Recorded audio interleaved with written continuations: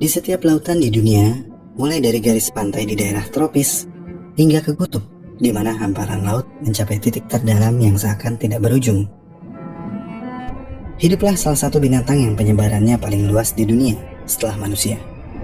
Kita tahu kalau lautan penuh dengan makhluk yang berlomba-lomba untuk mendapatkan peringkat di rantai makanan. Namun, subjek kita kali ini berada di puncak seakan tanpa usaha.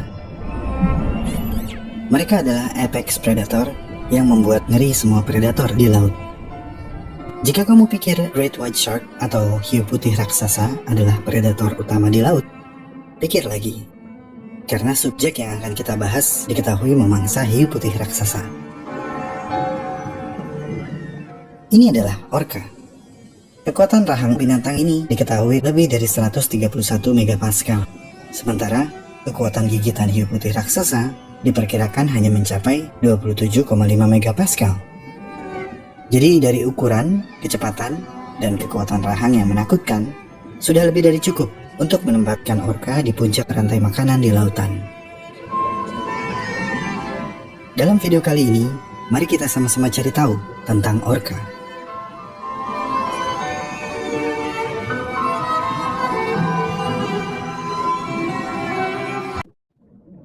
Ini adalah salah satu binatang laut yang paling mudah dikenali. Tubuhnya hitam putih besar dengan eye patch yang sangat ikonik. Ini adalah paus pembunuh. Pembunuh? Bukankah setiap predator memang harus membunuh mangsanya untuk bertahan hidup? Apa yang membuat orca begitu spesial sehingga mendapatkan predikat ini? Seperti yang kita tahu, kebanyakan predator berburu untuk makan.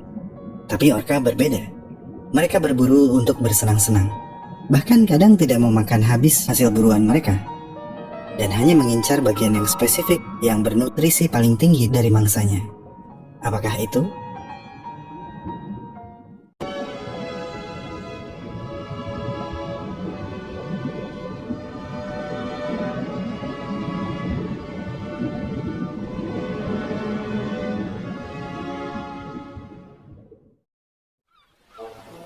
Meskipun sering dipanggil paus pembunuh, orca lebih masuk ke dalam famili lumba-lumba dan merupakan anggota terbesar dalam famili tersebut.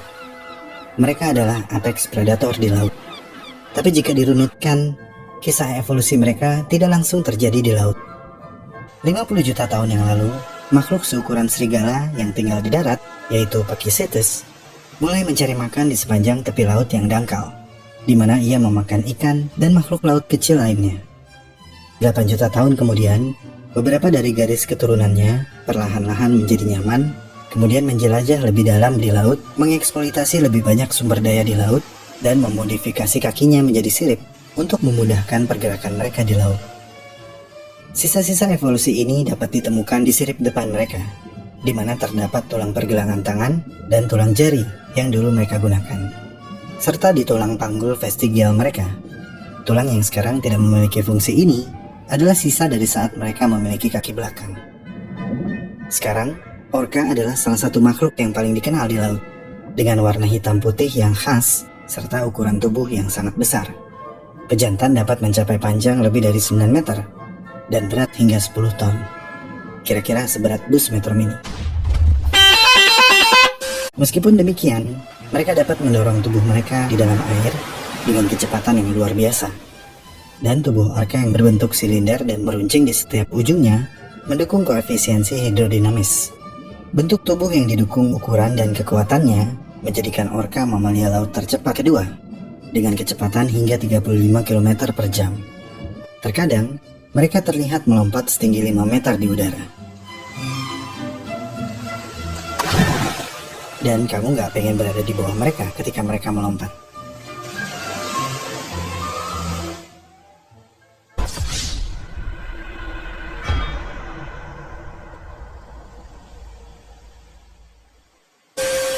Nama Latin mereka, Orcinus orca, berasal dari kata Orcus, dewa dunia bawah atau underworld, penghukum orang yang ingkar janji dalam mitologi Etruria dan Romawi, yang kerap kali menggantikan Hades sebagai dewa kematian.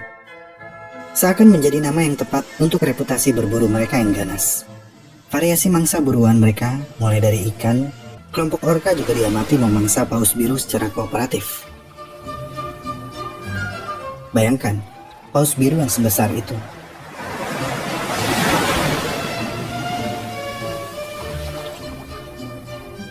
Tapi sesungguhnya, yang menjadikan orka mengerikan bukanlah apa yang mereka buru, tetapi bagaimana mereka melakukannya.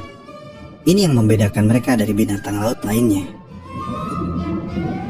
Dalam kasus hiu putih raksasa, orka akan mengejar mereka dalam kelompok dan menabrak sisi badan hiu di saat yang tepat. Tabrakan tersebut akan mengejutkan hiu. Hiu akan bengong, sehingga orka akan dengan mudah membalikkan hiu putih raksasa dan memangsanya.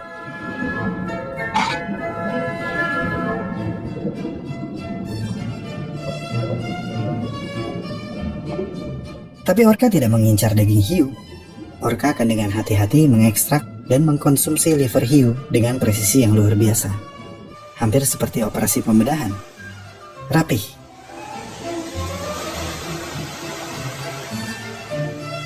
Perilaku berburu ini menyebabkan hiu putih raksasa menjadi sangat takut pada orka. Ada studi yang mempelajari ketika hiu bertemu dengan orka, hiu putih raksasa akan segera melarikan diri dari tempat berburu mereka dan menjauh dari area tersebut hingga sedikitnya 1 tahun. Sementara, gerombolan orka Antartika menggunakan taktik yang cerdik dengan bekerjasama berburu anjing laut. Pertama-tama, mereka akan memunculkan kepala mereka untuk memperkirakan jarak.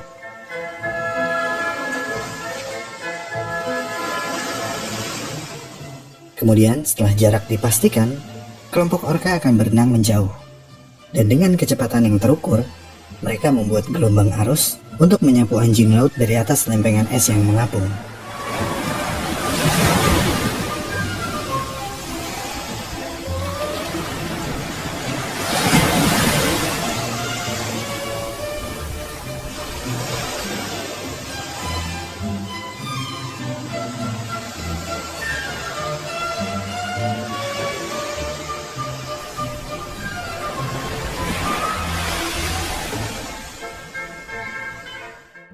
Ketika mereka berburu ikan, kelompok orka akan berenang berputar-putar di sekitar kawanan ikan.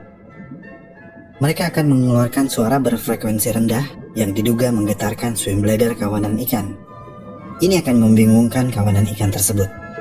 Lalu, orka meniup gelembung sembari menepuk-nepuk ekornya di air untuk mengangkat ikan ke permukaan, di mana mereka dapat dimangsa secara massal. Orka telah diamati berburu dengan berkoordinasi dalam komunitas yang beranggotakan sekitar 50 individu, dan mereka terbukti terus-menerus berinovasi, menciptakan metode berburu baru yang seringkali menakutkan. Pernah lihat orka melempar anjing laut setinggi lebih dari 20 meter ke udara?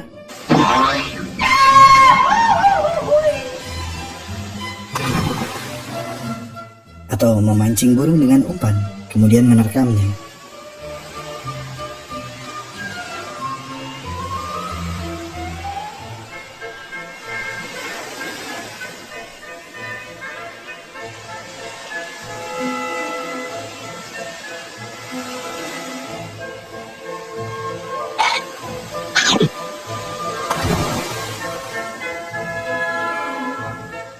Atau memainkan penyu dengan moncongnya? Helikopter, helikopter.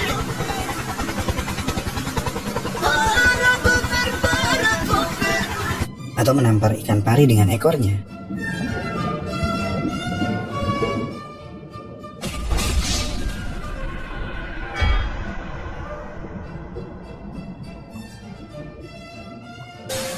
Strategi berburu seperti ini telah memikat para peneliti selama bertahun-tahun karena akurasi dan presisi orka yang luar biasa.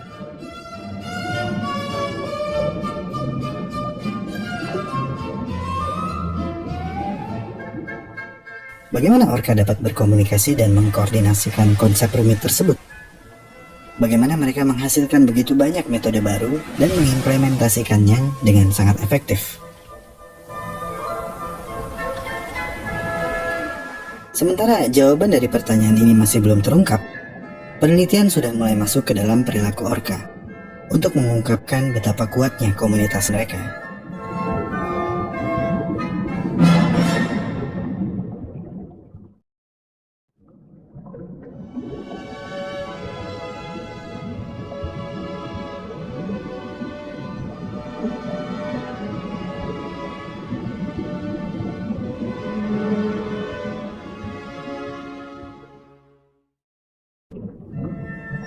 Orca hampir selalu bekerja sama dalam pod yang kekompakannya mematikan. Pod adalah unit keluarga dari garis keturunan betina. Kelompok-kelompok ini bekerja sama dalam sinkronisasi yang nyaris sempurna, dengan presisi yang mind-blowing, bahkan bagi para peneliti. Dasar utama dari kerja tim ini adalah bentuk komunikasi yang kompleks dan telah berkali-kali disempurnakan. Bagi kita, vokalisasi orca terdengar sangat indah, surreal. Tapi jika kamu adalah hiu, paus, atau anjing laut, suara-suara ini adalah suara yang paling menakutkan yang pernah kamu dengar.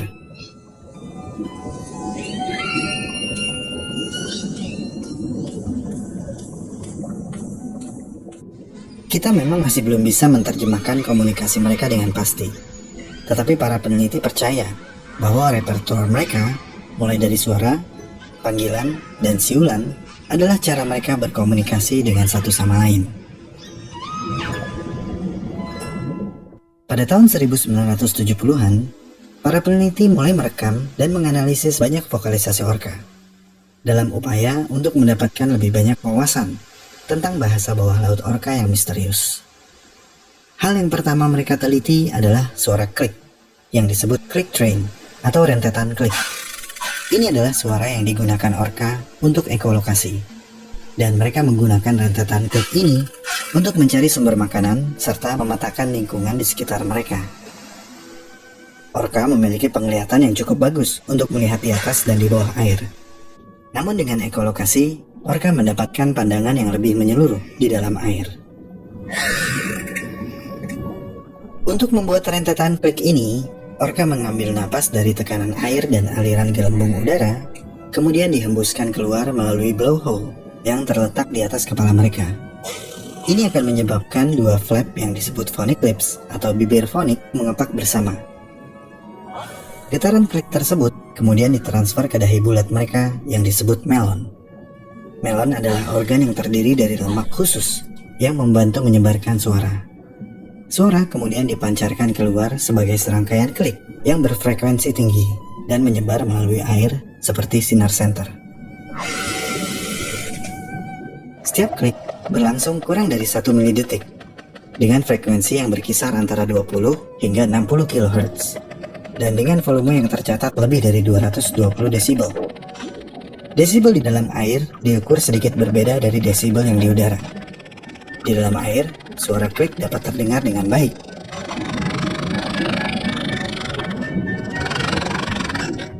Jika gelombang suara mengenai suatu benda, maka akan memantul kembali ke orca dalam bentuk gema. Jaringan lemak khusus di daerah rahang mereka akan menangkap pantulan tersebut, dan saraf pendengaran menghantarkannya ke telinga tengah dan otak, yang kemudian diterjemahkan menjadi gambaran lingkungan di sekitar orca. Ekolokasi memungkinkan orca untuk mendeteksi ikan pada jarak hingga lebih dari 150 meter. Dan ini akan membantu mereka melihat di air keruh yang gelap.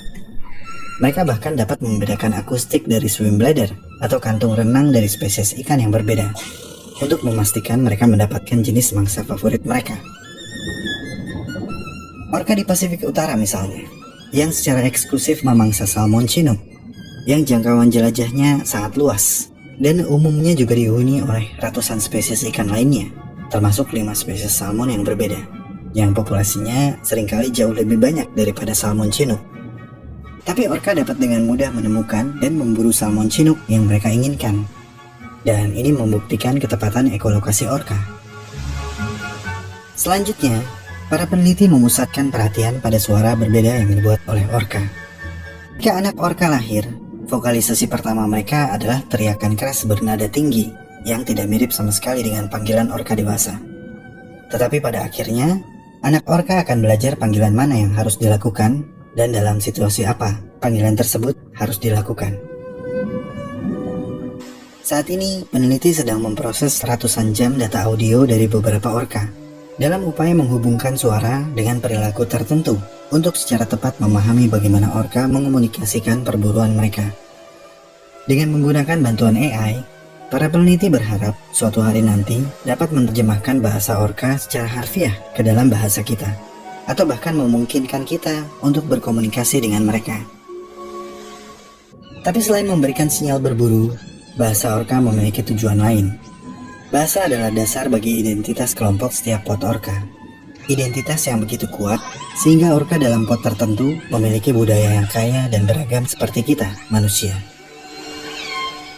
Budaya yang menjadi identitas kelompok orca, yang membedakan mereka sebagai pemangsa paling efektif di lautan.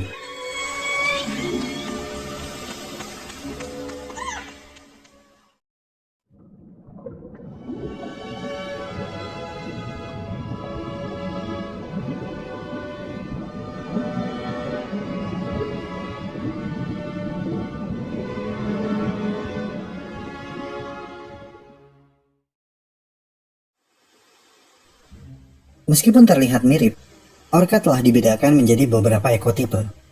Ekotipe adalah populasi spesies yang bertahan sebagai kelompok yang berbeda melalui seleksi dan isolasi lingkungan. Ada 10 ekotipe orca di seluruh dunia. Para peneliti memisahkan populasi orca ke dalam 10 ekotipe ini berdasarkan ukuran tubuh, warna, kisaran habitat, vokalisasi, pola makan, dan struktur sosial. Ekotipe ini dibagi kembali berdasarkan di mana mereka biasanya hidup, yakni 5 ekotipe di belahan bumi utara dan 5 ekotipe lainnya di belahan bumi selatan. Orca dalam pot residen adalah jenis orca yang paling umum, dan banyak pot orca residen dapat hidup berdekatan satu sama lain. Pot ini biasanya beranggotakan rata-rata 14 hingga 50 individu dan biasanya hanya berburu ikan.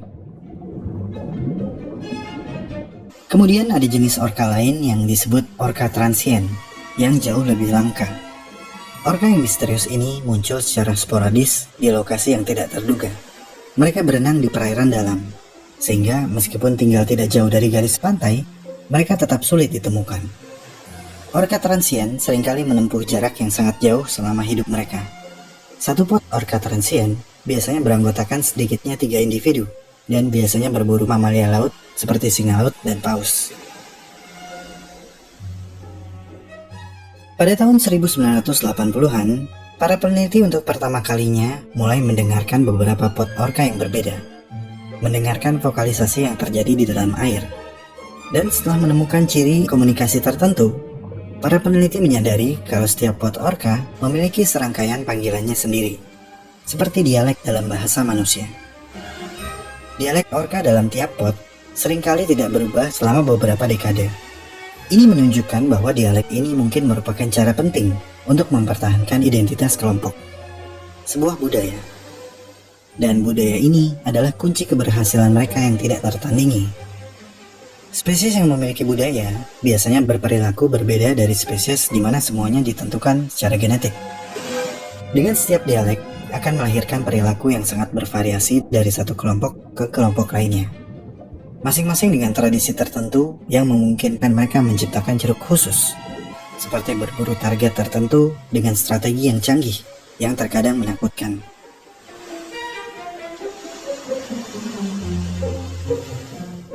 Orca di lepas pantai Argentina contohnya, yang mungkin memiliki tradisi yang paling mengejutkan. Pada tahun 1985, para peneliti menyaksikan sesuatu yang membuat mereka tidak percaya, di mana saat air pasang dan permukaan laut tenang, orca menyergap seekor singa laut langsung dari pantai dengan sengaja mendamparkan diri, seperti tsunami yang menakutkan.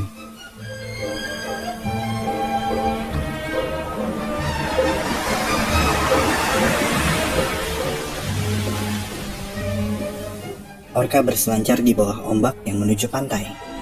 Ketika singa laut menyadari apa yang sedang menghampirinya, semua sudah terlambat.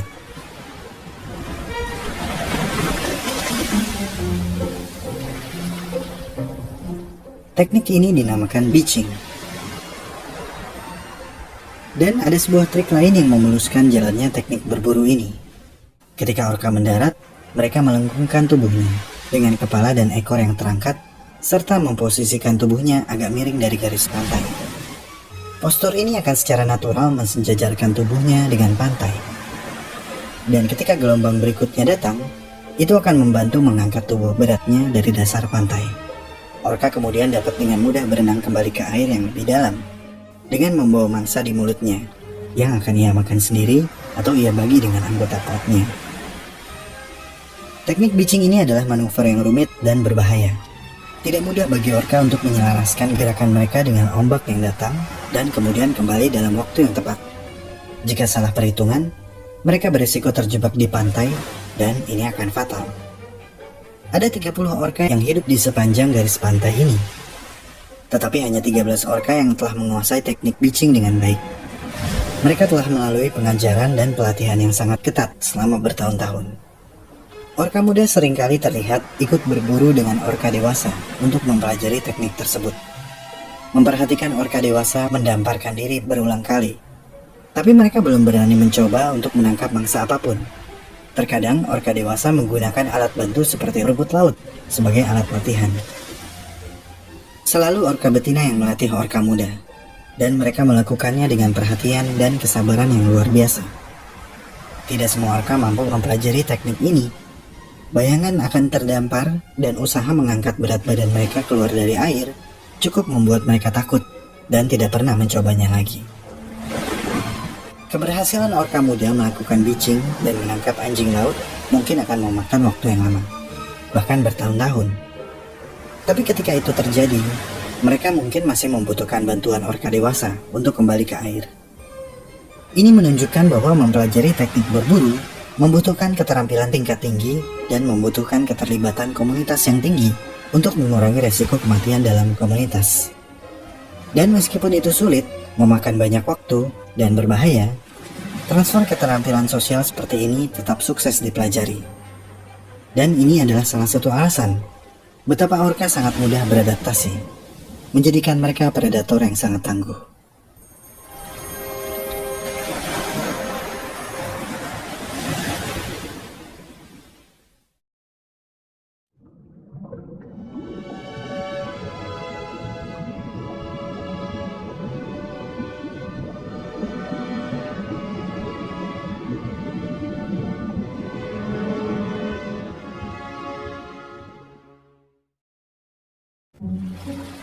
Budaya dalam kelompok orka sangat mendalam.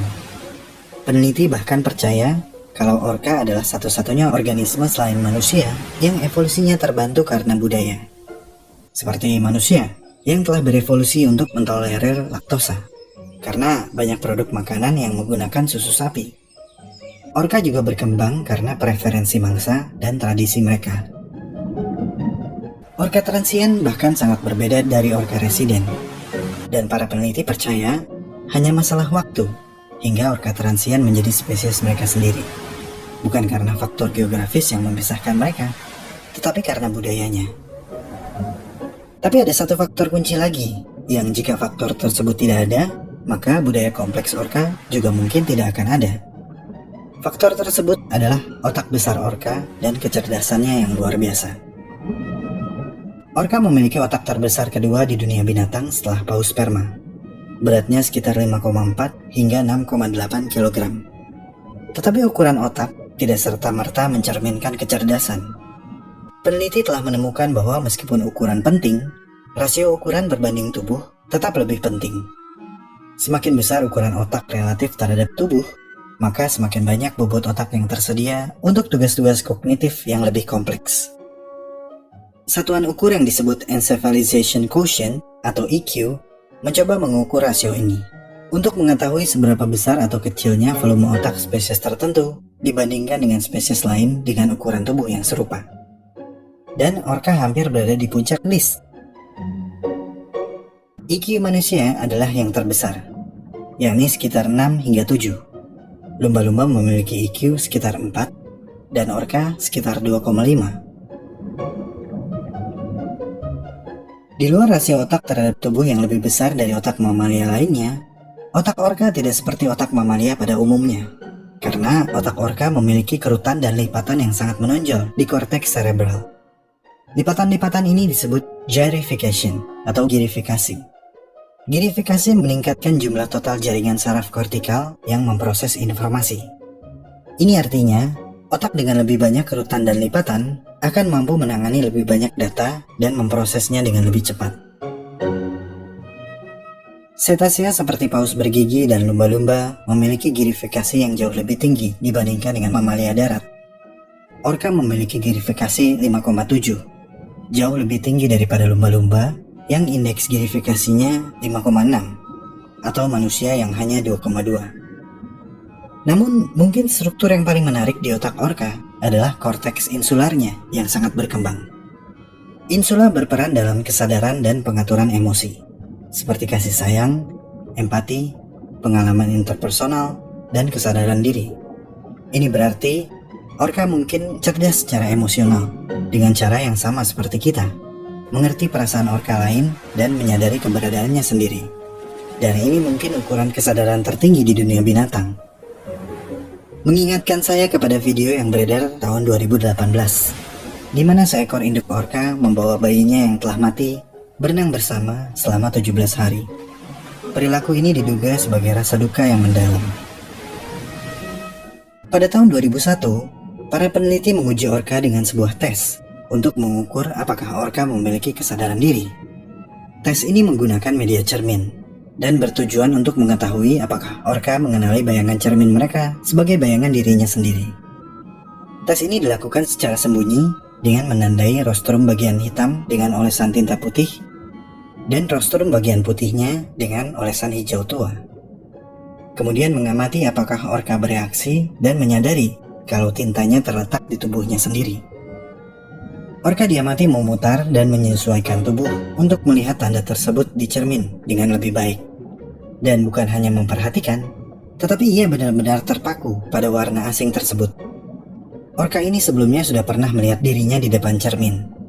Tapi dengan kehadiran tanda-tanda baru tersebut, sepertinya ia tidak bisa berpaling. Ia meniup gelembung udara pada cermin, menggelengkan kepala, dan menjulurkan lidah. Para peneliti mengerti kalau perilaku tersebut belum tentu merupakan pertanda kalau orca memiliki kesadaran seperti manusia. Tapi bukan berarti tidak masuk akal untuk berpikir bahwa pikiran orca bekerja sangat mirip dengan kita, mampu berpikir dalam taraf yang lebih tinggi, dan dapat merasakan kompleksitas di lingkungan mereka tinggal.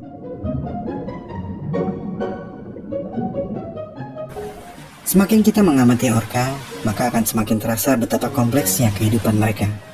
Dan itu memang benar, karena dalam setiap pengamatan, para peneliti tampaknya selalu menemukan perilaku orca yang lebih mengejutkan dibanding pada pengamatan sebelumnya.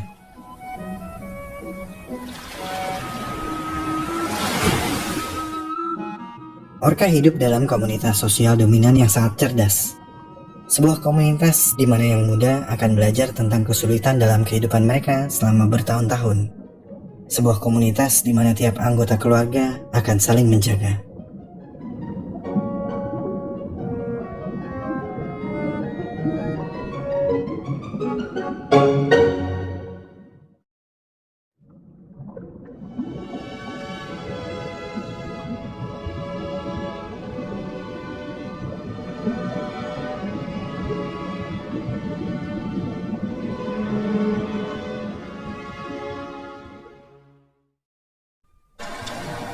Orca diklasifikasikan sebagai data deficient oleh International Union for Conservation of Nature atau IUCN. Ini artinya tidak ada cukup informasi tentang jumlah populasi atau distribusi untuk membuat penilaian yang akurat tentang status konservasi orca. Ini agak mengejutkan, mengingat betapa ikonik dan terkenalnya mamalia besar ini. Tetapi pada kenyataannya, orca memang sangat sulit dipelajari di alam liar. Di belahan bumi utara, satu-satunya data yang dibuat IUCN adalah subpopulasi kecil orca yang hidup di Selat Gibraltar. Subgrup yang terdiri dari sekitar 50 individu ini terdaftar sebagai sangat terancam punah. Karena sumber mangsa utamanya yaitu tuna sirip biru yang juga terancam punah. Populasi mereka telah diperkirakan menurun lebih dari 51% selama 39 tahun terakhir. Populasi orca di belahan bumi selatan pertama kali diusulkan sebagai spesies terancam punah pada tahun 2001. Secara historis, populasinya diperkirakan telah berkurang sekitar 69 individu karena perburuan antara tahun 1960-an dan 1974. Pada saat peninjauan tahun 2013, IUCN memperkirakan bahwa ada beberapa kombinasi faktor seperti menipisnya mangsa akibat overfishing dan polusi laut yang menyebabkan pengurangan populasi orca sebesar 30% selama 3 generasi ke depan. Peninjauan terakhir terjadi pada tahun 2017 yang mendokumentasikan populasi orca di belahan bumi selatan adalah sekitar 76 individu. Dan sementara polusi kimia dan penipisan mangsa merupakan ancaman terbesar bagi orca, faktor-faktor lain seperti penangkapan dan perburuan serta polusi suara juga berperan menurunkan populasi orca. Apa tadi? Polusi suara? Kok bisa? Seperti yang telah kita bahas, orca menggunakan suara untuk berkomunikasi, bermigrasi, dan berburu. Kebisingan dari mesin kapal laut dapat mengganggu kemampuan ini, atau memaksa mereka untuk bersuara lebih keras. Ini menyebabkan mereka mengeluarkan lebih banyak energi. Sementara, kapal yang bergerak cepat akan menimbulkan resiko orca tertabrak kapal. Sebuah studi tentang populasi orca yang berkeliaran bebas di lepas pantai Puget Sound telah menemukan bahwa orca diketahui meningkatkan amplitudo panggilan mereka sebesar 1 desibel untuk setiap tingkatan kebisingan suara di sekitar mereka. Penyesuaian vokal ini diduga menyebabkan perilaku peningkatan stres dan penurunan komunikasi di antara anggota grup. Jadi buat yang suka berisik, kamu secara tidak langsung telah menurunkan populasi orca di seluruh dunia. Yang masih pakai knalpot bising, ganti sama yang orisinal. Ganti yang orisinil! Saya nggak mau tahu! Ganti yang orisinil! Headset saya rusak!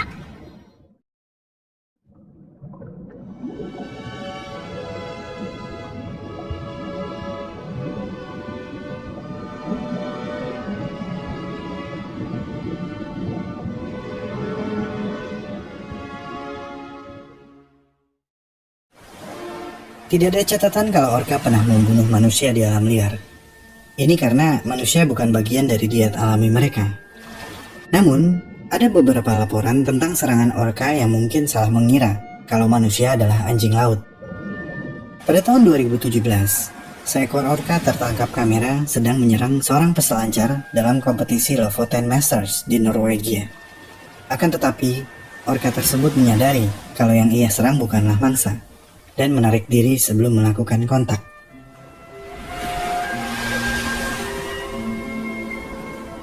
Kemudian ada kejadian yang mirip pada tahun 2005, di mana seorang anak laki-laki berusia 12 tahun ditabrak oleh orca di dekat Ketchikan, Alaska. Sepanjang sejarah, hanya satu manusia yang tercatat pernah digigit orca, yaitu seorang peselancar di California pada awal 1970-an. Itu pun tidak sampai membunuhnya. Sementara, orca di penangkaran telah menyerang dan membunuh manusia. Kasus yang paling terkenal adalah seekor orca di SeaWorld bernama Tilikum. Orca yang tinggal di dalam penangkaran SeaWorld di Orlando, Florida. Tilikum terlibat dalam 3 kematian manusia, termasuk kematian pelatih SeaWorld, Don Bernstein, pada tahun 2010. Kejadian tersebut menimbulkan reaksi publik terhadap SeaWorld. Akhirnya, pada tahun 2016, secara resmi diumumkan bahwa mereka akan mengakhiri program pengembangbiakan orca. Tilikum meninggal karena infeksi bakteri di SeaWorld pada tahun 2017, pada usia 36 tahun. Banyak ahli yang berpikir kalau sesungguhnya serangan orca di penangkaran bukanlah perilaku agresif, melainkan perilaku bermain yang tidak terkendali. Tapi Howard Garrett dari Orca Network tidak setuju. Dia berpendapat kalau serangan tersebut memang disengaja. Meskipun membunuh manusia bukan niat utama, tapi jika kita ingat kembali kalau mereka telah dipisahkan dari potnya, dikurung dalam tangki beton yang relatif sempit, dan diberi makan dengan tangan tanpa diizinkan berburu, maka stres yang meningkat menyebabkan orca dapat menyerang. Apapun itu, orca telah terbiasa hidup bebas. Mereka telah menjelajah lautan di bumi sekitar 11 juta tahun. Sementara kita, manusia, adalah spesies yang relatif baru di planet ini. Kita tidak sepantasnya mengurung apex predator ini di dalam penangkaran. Apalagi melihat kasus penyerangan di alam liar yang hampir nihil, orca tampaknya menganggap kita cukup layak untuk hidup berdampingan dengan mereka. Dan sudah semestinya kita memiliki anggapan yang sama terhadap mereka.